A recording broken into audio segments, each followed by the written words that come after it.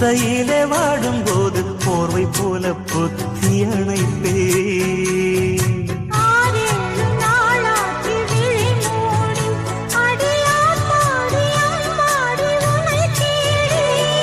நீதானே மானே என் இளஞ்சோ